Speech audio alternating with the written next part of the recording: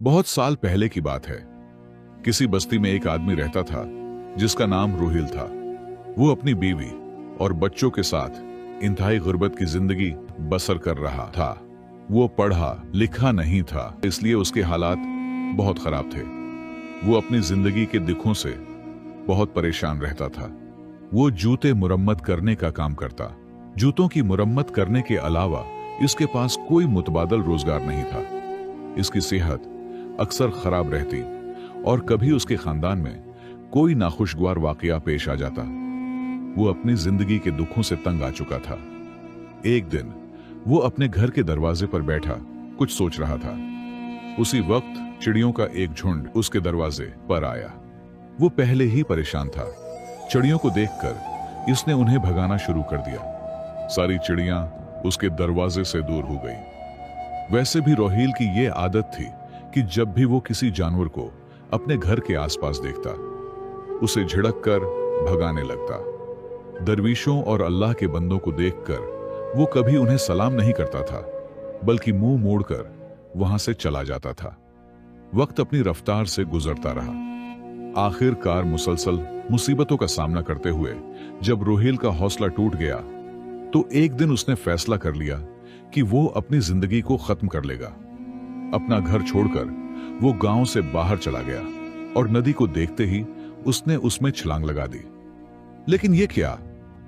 अचानक दो जवान आदमियों ने उसे नदी के पानी से बाहर निकाल लिया।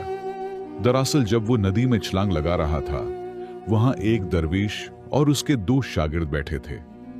रोहिल को नदी में छलांग लगाते देखकर दरवीश ने अपने शागिर्दों को हुक्म दिया और उसे पानी से बाहर निकाल लिया गया। दरवेश ने उसे समझाते हुए कहा कि यह जिंदगी बहुत कीमती है, तू इसे इस तरह क्यों बर्बाद कर रहा है? आखिरकार जब वक्त पूरा हो जाएगा तो तुझे इस धरती को छोड़ना ही पड़ेगा। रूहिल ने कहा कि मैं अपनी जिंदगी की परेशानियों से तंग आ चुका हूं। मुझे समझ नहीं आता कि मेरा अच्छा वक्त आखिर कब शुरू होगा। मेरी जिंदगी में सब कुछ बुरा ही होता है। मैं बहुत कोशिश करता हूं, फिर भी कामयाबी नहीं मिलती। दरवेश ने कहा कि मैं तेरी मदद करूंगा। सबसे पहले खुदकुशी करने का ख्याल अपने दिमाग से निकाल दे, क्योंकि यह सबसे बड़ा गुनाह है। खुदकुशी करने वाले लोग कभी भी छुटकारा हासिल नहीं कर सकते। तुझे क्या लगता है कि अगर तू खुदकुशी कर लेगा तो तेरी परेशानी खत्म हो जाएगी? कभी नहीं, बल्कि खुदकुशी करके तू अपनी कमजोरी का सबूत देता है। रूहिल ने कहा कि हाय दरवेश, आप बहुत दानिशमंद लगते हैं। बराह करम मुझे कोई रास्ता दिखाएं, मुझे बताएं कि मेरा अच्छा वक्त कब आएगा। दरवेश ने कहा कि मैं तेरी मदद जरूर करूंगा कि अच्छा वक्त आने के क्या क्या इशारे होते हैं, लेकिन इससे पहले तुझे मेरे कुछ काम करने होंगे। जैसे मैं तुझे कहूंगा, तुझे मेरी बात माननी होगी। रूहिल ने कहा कि आप जो भी कहेंगे मैं सब कुछ कबूल करूंगा। बस बराह करम मुझे बताएं कि मेरी जिंदगी में अच्छा वक्त कब आएगा और इसके क्या क्या इशारे हैं। दरवेश ने कहा कि पहले मेरी बात सुन। कहा अगर तू चाहता है कि तेरा अच्छा वक्त जल्दी आए तो हर रोज चिड़ियों को दाना डाल। रूहिल थोड़ा हैरान हुआ और मुन्ना बनाते हुए बोला कि यह कैसा काम है? मुझे तो चिड़ियां पसंद ही नहीं। अगर वो मेरे दरवाजे पर आती भी हैं तो मैं उन्हें भगा देता हूं। दरवेश ने कहा कि तू अच्छे वक्त के इशारों का खैर मकदम इस तरह करता है। रूहिल हैरान होकर बोला कि परिंदों का अच्छे वक्त से क्या लेना देना? दरवेश ने कहा कि जा पहले यह काम करके आ। जब भी चिड़ियां तेरे दरवाजे पर आएं, उन्हें दाना डाल और एक हफ्ते बाद मुझसे यहीं मिल। रूहिल के पास और कोई चारा भी नहीं था। वो दरवेश की सलाह मानकर घर वापस चला गया। अब जब भी चिड़ियां उसके दरवाजे पर आती, वो उन्हें दाना डाल देता। एक हफ्ते में ही उसे महसूस होने लगा कि उसे कोई अच्छी खबर मिल रही है। शायद अब उसकी जिंदगी बदलने वाली है। सोच में कुछ तब्दीली आने लगी। एक हफ्ते बाद जब वो दरवेश से दोबारा मिला तो उसने कहा कि उसने चिड़ियों को दाना देना शुरू कर दिया है और अब उसे कुछ अच्छी खबरें भी मिलने लगी हैं। दरवेश ने उसे समझाया कि कई बार लोग अपने दुखों और गुस्सा में अपनी जिंदगी में आने वाले अच्छे इशारों को दूर कर देते हैं। जिंदगी में कुछ गैर मुतवक्का चीजें होती हैं जिनका असर यह जाहिर करता है कि जिंदगी में अच्छा वक्त जल्द आने वाला है। रूहेल ने कहा कि ए दरवेश, मेरी मदद करें, मैंने अपनी जिंदगी में जिल्लत के सिवा कुछ नहीं देखा। यह बात सुनकर दरवेश ने उसके सामने कुरान की कुछ आयत पढ़ी। रूहेल ने वो सारी आयत अदब व एहतिराम से सुनी और कहा, इन आयत का मतलब मुझे भी समझा दी। दरवेश ने कहा, इन आयत का मतलब यह है कि ए अल्लाह, बादशाही का मालिक सिर्फ तू ही है। तू जिसे चाहे सल्तनत और इज्जत दे दे, जिसे चाहे जिल्लत दे दे। भलाई सिर्फ तेरे ही हाथ में। बेशक तू हर चीज पर कादिर है। फिर दरवेश कहने लगा कि आइंदा चाहे तुझ पर कैसी भी आजमाइश आ जाए, तू सब्र से काम लेगा। रूहेल ने दरवेश से वादा कर लिया और बरगद के दरख्त के नीचे बैठ गया जहां वो जूते मुरम्मत करता था। वो हर वक्त यह आयत पढ़ता रहता, ऐ अल्लाह, बादशाही का मालिक तू ही है। तू जिसे चाहे इज्जत देता है, तू जिसे चाहे जिल्लत देता है और तू हर चीज पर कुदरत रखता है। जब वो चिड़ियों की चहचहाहट सुनता तू हंसता और कहता, वाह भाई, तुम्हें भी यह आयत याद हो गई। कई दिन गुजर गए, लेकिन अचानक रूहेल पर मुसीबत आ पड़ी। अल्लाह ने अपने इस बंदे को एक बार फिर आजमाने का फैसला कर लिया। कई दिनों से कोई गाहक उसके पास जूते मुरम्मत करवाने नहीं आया। उसके पास जो थोड़े से पैसे थे, इनसे उसने बाजार से आटा खरीदा और कुछ दिनों का खाना बनाया। वह हर रोज अपने काम पर जाता, बरगद के दरख्त के नीचे बैठता और गली की तरफ देखता कि शायद कोई गाहक आ जाए, मगर न कोई गाहक आया, न कोई काम मिला। जल्द ही उसका आटा भी खत्म हो गया। चिड़ियां जो उसके पास रोटी मांगने आती थीं, वो भी खाली हाथ लौटने लगी। एक दिन वो भूखा काम पर गया, सारा दिन पानी पीकर गुजारा। उसे अपनी बीवी और बच्चों की फिक्र सताने लगी जो घर में भूखे थे। शाम को वो खाली हाथ घर लौटा। घर में अनाज का एक दाना भी न था और सब भूखे सो गए। 2 दिन और गुजर गए। सब ने सिर्फ पानी पिया, खाने को कुछ न मिला। घर वाले भूख से निढाल हो चुके थे। न घर में कोई ऐसी चीज भी ना बची जिसे बेचकर खाना खरीदा जा सकता। नायक शाम रूहेल की बीवी बहुत परेशान हुई। वो अपने बच्चों को भौंक से रोते नहीं देख सकती थी। जब रूहेल घर आया तो बीवी रोते हुए बोली, अगर आज बच्चों ने कुछ ना खाया तो वो मर जाएंगे। वो 4 दिन से उनके पेट में कुछ नहीं गया। यह बेगुनाह बच्चों का किया कसूर है। बीवी ने कहा, आप सामने वाले पड़ोसी के घर जाएं। आज वहां दावत है, हलाल पक रहा है। आप उनसे कुछ खाना या पैसे मांग लें ताकि बच्चों का पेट भर जाए। रूहेल उदास बैठा था। उसने कहा, हमारा पड़ोसी बहुत कंजूस है। वो गरीबों की मदद को जुर्म समझता है। मैं किसी का एहसान नहीं मांगना चाहता, लेकिन बच्चों की यह हालत देख कर रहा नहीं जाता। अगर तुम कहती हो तो मैं जाता हूं, शायद अल्लाह उसके दिल में रहम डाल दे। रूहेल पड़ोसी के घर गया, उसे सलाम किया और कहा, साहिब, मैं भीख मांगने वाला नहीं हूं, लेकिन 4 दिन की भूख ने मुझे मजबूर कर दिया। मेरे बच्चों के लिए कुछ खाना या पैसे दे दी। जब मेरे पास पैसे होंगे मैं वापस कर दूंगा, या फिर कुछ खाना ही दे दी ताकि मैं अपने बच्चों की जान बचाऊं। अगर यकीन न आए तो मेरे घर आकर देख लें, बच्चों की हालत बहुत खराब है। पड़ोसी ने तकब्बुर से हंसते हुए कहा, तू बड़ा चालाक है। हलाल पकता देखकर सोचा कि मांग कर खा लूं। वो पड़ोसी बहुत जालिम था। उसने रूहेल को धक्का दिया, जिससे वो दीवार से टकराया और उसके माथे से खून बहने लगा। तो रूहेल चकरा कर जमीन पर गिर पड़ा। उसमें इतनी ताकत न थी कि वो लड़ सके। पड़ोसी के नौकरों ने उसे धक्के मारकर बाहर फेंक दिया। वो जमीन पर गिरा, फिर मुश्किल से उठा और लड़खड़ाता हुआ गली में चलने लगा।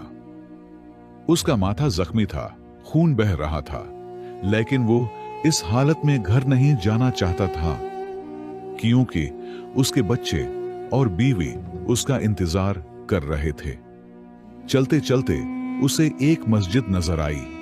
वो मस्जिद में गया, अपने कपड़ों से गर्द झाड़ी, माथे का जख्म साफ किया, मुश्किल से वुजू किया और नमाज पढ़ने लगा। नमाज के बाद वो अल्लाह के हुजूर रो पड़ा और अपने गुनाहों की माफी मांगने लगा। वो रोते रोते वही आयात दोहराए जो उसे दरवेश ने सिखाई थी। ऐ अल्लाह, बादशाही का मालिक तू ही है। तू जिसे चाहे इज्जत देता है, तू जिसे चाहे जिल्लत देता है, और तू हर चीज पर कुदरत रखता है। इतने में एक ताजिर मस्जिद में आया। उसने रूहेल की दुआ सुनी और उसके दिल पर गहरा असर हुआ। ताजिर ने रूहेल को सलाम किया और कहा, मैं एक ताजिर हूं। मैं इस शहर में अपना सामान लेकर आया हूं, लेकिन मेरा साथी मर गया। मुझे एक ईमानदार साथी की जरूरत है। अगर तू मेरे साथ काम करे तो मैं तुझे पूरा हक दूंगा। बस ईमानदारी से काम करना। रूहेल ने अल्लाह का शुक्र अदा किया, क्योंकि उसकी दुआ सुन ली गई थी। उसने ताजिर के साथ काम करने का वादा किया। ताजिर ने उसे कुछ पैसे दिए और कहा, यह पैसे रख लो, तुम्हें जरूरत नजर आती है। हम कल से काम शुरू करेंगे। रूहेल ने उन पैसों से खाना खरीदा और घर ले गया। सबने मिलकर खाना खाया और अल्लाह का शुक्र अदा किया। अगले दिन से रूहेल ने ताजिर के साथ काम शुरू किया। ताजिर ने बाजार में एक दुकान किराए पर ली, जहां वो चमड़े का सामान लाता और रूहेल उसे बेचता। रूहेल ने ईमानदारी से काम किया और कई सालों तक यह कारोबार चला। इससे रूहेल के हालात बदल गए और उसके पास काफी पैसे जमा हो गए। एक दिन ताजिर ने कहा कि वो अपने शहर वापस जा रहा है। रूहेल को बुलाया और कहा, भाई, तुमसे ज्यादा ईमानदार और मेहनती इंसान मैंने नहीं देखा। तुम्हारे साथ की वजह से हमारे कारोबार में बहुत तरक्की हुई। अब मैं अपने शहर जा रहा हूं और यह दुकान तुम्हें तोहफा में देता हूं। यह अब तुम्हारी है। बस मुझे अपनी दुआओं में याद रखना। ताजिर ने दुकान रूहेल के नाम कर दी और अपने शहर चला गया। रूहेल ने दुकान संभाली और अपना कारोबार फैलाया। अल्लाह ने उसके कारोबार में बरकत दी और वो शहर का सबसे अमीर आदमी बन गया। उसने एक खूबसूरत घर बनाया और इस आयत को पत्थर पर लिखवा कर घर के दरवाजे पर लगाया। अल्लाह, बादशाही का मालिक तू ही है। तू जिसे चाहे इज्जत देता है, तू जिसे चाहे जिल्लत देता है, और तू हर चीज पर कुदरत रखता है। इसके घर में कई नौकर काम करते और बावर्ची खाने में रोजाना बहुत सा खाना बनता। जो भी गरीब इसके घर आता, वो उसे इज्जत से बिठाता, खाना खिलाता और उसकी मदद करता। वो बरगद के दरख्त की चिड़ियों को भी नहीं भूला और उनके लिए रोजाना रोटी और दाने डालता। एक सर्दियों की शाम एक आदमी सर्दी से कांपता हुआ इसके दरवाजे पर आया। नौकर उसे अंदर ले गया, उसे नए कपड़े दिए और गर्म खाना खिलाया। नौकर उसकी हालत देखकर रो पड़ा। रूहेल ने नौकर से पूछा, तुम क्यों रो रहे हो? नौकरों ने कहा, हुजूर, जो आयत आपके दरवाजे पर लिखी है, आज उसका मतलब समझ आया। ये आदमी जो सर्दी से कांपता आया, कभी बहुत बड़ा अमीर था। उसके पास बहुत दौलत थी, लेकिन वो गरीबों को हकीर समझता था और कभी किसी की मदद न करता। आज अल्लाह ने उसे इस हाल में यहां भेजा। रूहेल ने उसे देखा तो पहचान लिया कि यह वही मगरूर पड़ोसी है जिसने उसे धक्के मारकर घर से निकाला था, ने उसे सलाम किया और कहा, मैं वही गरीब आदमी हूं जिसे तुमने कई साल पहले धक्कों से निकाला था। मैं भीख मांगने नहीं आया था, लेकिन भूख ने मुझे मजबूर किया था। तुमने मुझे धक्के दिए और मेरे माथे पर जख्म का निशान आज भी है। पड़ोसी ने उसे पहचान लिया और रोते हुए बोला, अल्लाह ने मुझे सजा दी। मेरा कारोबार तबाह हो गया, मेरी बीवी मर गई और बच्चों ने मुझे घर से निकाल दिया। अब मैं बीमार और कमजोर हूं। बन मेरे पास न घर है न सहारा। सच है कि दौलत पर गौर करने वालों का इनाम बड़ा होता है। रोहेल ने कहा, हर चीज अल्लाह के हाथ में है। दौलत पर गुरूर नहीं करना चाहिए। पैसा तो आता जाता रहता है, लेकिन अब तुझे तेरी सजा मिल चुकी। सच्चे दिल से अल्लाह से माफी मांग, वो बहुत रहम करने वाला है। या पैसे ले और अपना कारोबार दोबारा शुरू कर। अल्लाह तेरी मदद करेगा, क्योंकि वो हर चीज पर कादिर है। पड़ोसी दुआएं देता हुआ चला गया। उसका गुरूर खाक में मिल चुका था।